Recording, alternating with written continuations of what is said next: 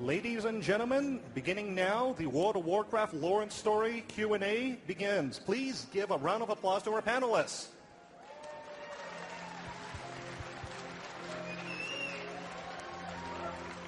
What up, BlizzCon? It is on. How's everybody doing? End of day 2. Woo! What's up, baby? There he is. Yeah. Ladies and gentlemen, the Wild Hammer Fact Checker is in the house. First in line. It's a love! There he is. Woo! Wow!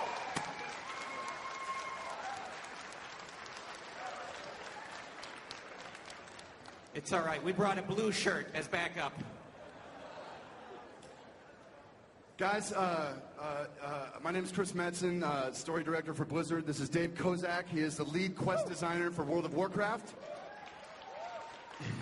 And on our left is Sean Copeland. He's one of our historians, so if Dave and I get into trouble today, he's our sniper, right? So we ain't doing last year again. It's like a human encyclopedia of everything. Have you seen him over at the lore stage? You know. He knows. Attaboy, remember it. Guys, we were talking about doing, kind of walking through some story stuff, but given the size of that line, let's just break into QA. Let's just hear what you guys have to say and take the whole time for QA.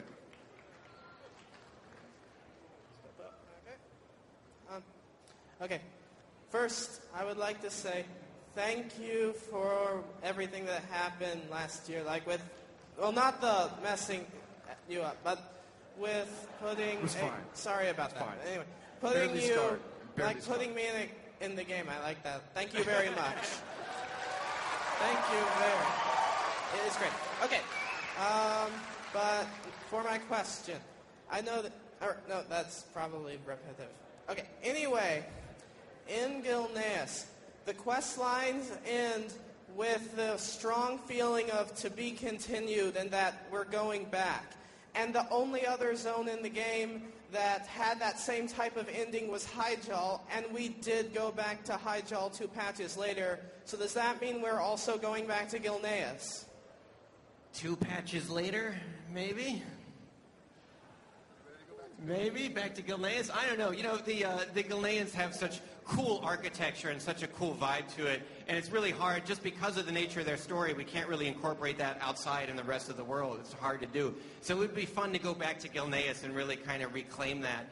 I don't think it's on the cards right away, but we just love the feel of that area and everything that they're about. One suggestion. I know you didn't mention any large world PvP zone for Mist of Pandaria like you had Wintergrasp and Tol Barad in previous expansions. Maybe because it's a whole theme of PvP there, it could be Pandaria's world PvP zone since the continent's pretty fleshed out already? Potentially, absolutely. We're looking at ways of getting world PvP into Pandaria. We're going to experiment with a couple things. I don't think we really were ready to talk about anything yet. We're looking at kind of ways to reward that, to make that really compelling and interesting. And certainly, as the global conflict escalates, we're going to really incorporate a lot of that into Pandaria. It's going to really heat up in Pandaria throughout the patch cycle. So we have some plans, but nothing to really talk about yet. Thank you very much. Thanks, brother. Thank you. Red shirt guy. Hey guys, my question's for Chris. 3 of my favorite characters are Arthas, Illidan, and Prince Kael'thas. When those characters died, what became of their bodies? Did Jaina take Arthas' body with her back to Stormwind? Did a faction of Blood Elves still tied to Kael'thas claim his body? Is Illidan still at the top of Black Temple? You want them back, don't you? Could we just bring them all back, Chris? Is that cool? I wouldn't say all. Actually, we're just in a panel for the broad WoW Q&A, and someone brought up, you ever going to bring Illidan back? And so we just kind of asked, do you guys think we should bring Illidan back?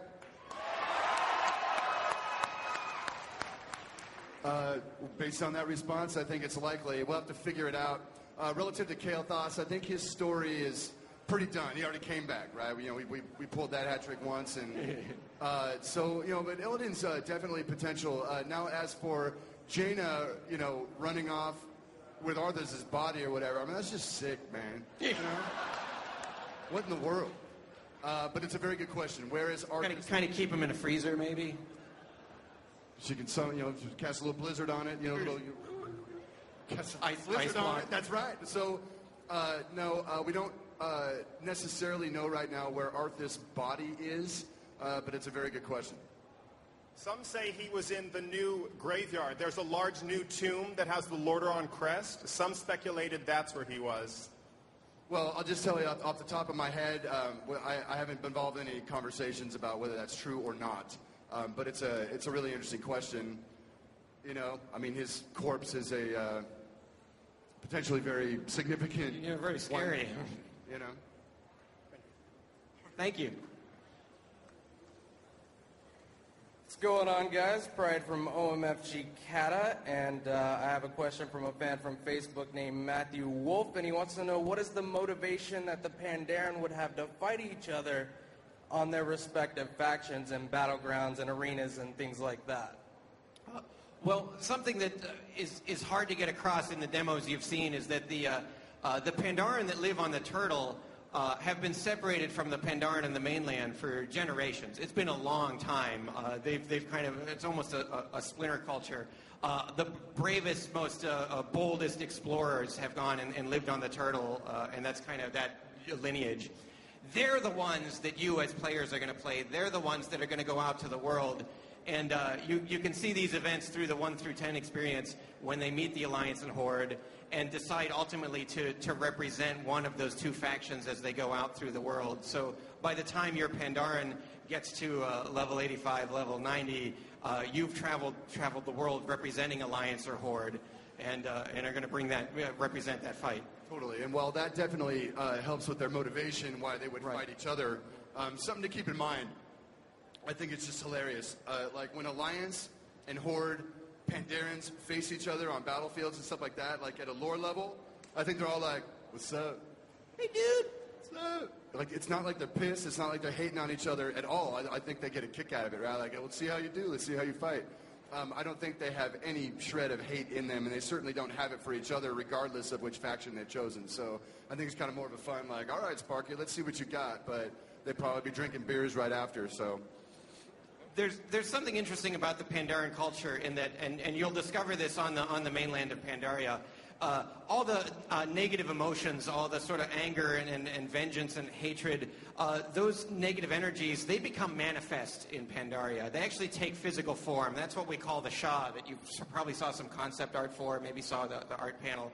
So if you are filled with all this negative energy, it can literally kind of come and bite you in the butt. It's like really dangerous. So that's why the Pandaren, as a culture, as a species, they really value kind of an inner peace and an inner calm. They don't want to bring all that bad baggage into a fight.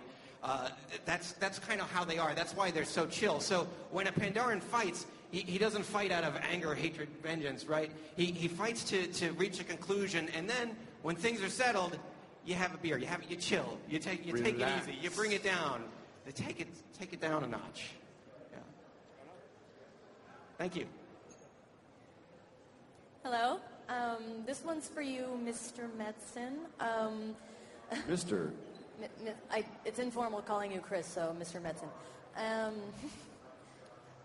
You wrote the book personally of Blood and Honor, which I really loved, and it's really good. Good story.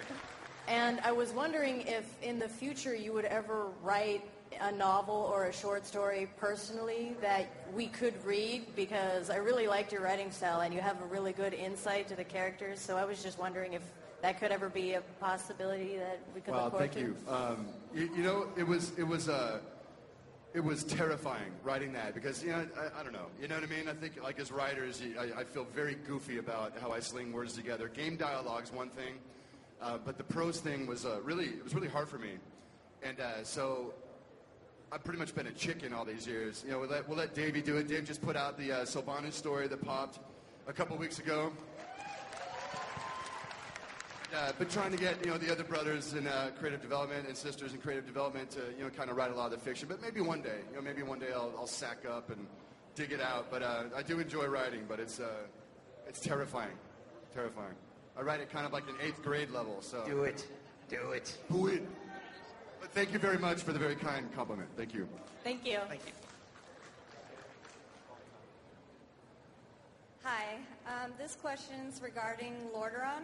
I wanted to know what happened to Arthas' sister, Calia, if she escaped Lordaeron or if she died or what happened to her. Good question. Are we calling them the blue shirt? Dr. Copeland, fire. Fire. What's up? No, actually, we did address that. We have a normal Ask CDEV thread. It's a Q&A that we do. We ask these guys these hard-hitting questions. Just straight answer. Just straight answer? We're thinking about it. Okay. Which means we don't have a plan, but we've been talking about this character forever. I think there was some hooks in the RPG line. Oh, I have a topic for you guys. There were some hooks in the RPG line that kind of suggested she was going one way or another, but no current plans. While that's on my mind, how many role players are in the audience? Nice. Goodness gracious. So guys, I know you're pretty pissed off at the recent Ask Blizzard thing. We said the RPG line was non-canonical. How many people are pissed off that it was non-canonical? Not too many. That's not bad. Okay. Somebody said they were stoked. You're stoked that it's not canonical? I feel you, sister. I feel you. So anyway, it was a really blanket kind of call. We were moving fast that day. Hey, RPG is canonical? No, let's move on. But there are some really good bits in those books. It will be a very heavy task to try and go back through and codify every new hook that those writers put into those books. But there's a lot of good stuff in there too. So all I would say in terms of codifying all that is, let's say they're broadly non-canonical, but I'm sure there's all sorts of bits in there that we do want to use that are awesome, right? So just saying the big blanket thing isn't really helpful. So at some point we may put a project together where we go back and look at every one of those ideas and see which ones we absolutely want to say yes on and which ones, like Admiral Proudmoore's got some love child elf thing. I'm like, what in the world? Like, he's lawful good. He's not going to cheat on his wife. It's just like there were ideas that I was just like, oh, come on. So we'll see. We'll see how that pings out. It just popped off the top of my head. So it sounds like most of you do not care. So if that's true, wonderful. Thank you. Did we ever get to your question? Not really, but I'll wait. Yeah, we don't know. Thanks. Okay, this is something that's been bothering me since the days leading up to Kata. Why have characters like Crassus, Khadgar, and especially Ronan that have been directly tied to the Black Dragon Flight and Deathwing not been present at all in Cataclysm? And please, don't tell me Ronan's doing his own thing in Dalaran. His mind was controlled by Deathwing for almost an entire book. Dude, he's been totally doing his own thing in Dalaran. If you tell me, don't tell you. One of the issues we struggle with in making the game is that there are a lot of characters, and we want players to kind of remember the characters, and we want to really set up big characters that you remember. We don't want to have the idea that, you have to read a whole novel to know this character or why this character doesn't like this. We try and make sure that the games do stand alone. So a lot of times we'll have stories in the novels that feel like they should kind of continue in the game, but we opt not to put that in the game because then we'd have to try and catch everybody up to a novel that they haven't read. So it's a pretty valid point, and it's also kind of hard to work into the game for everybody that has not read the novels.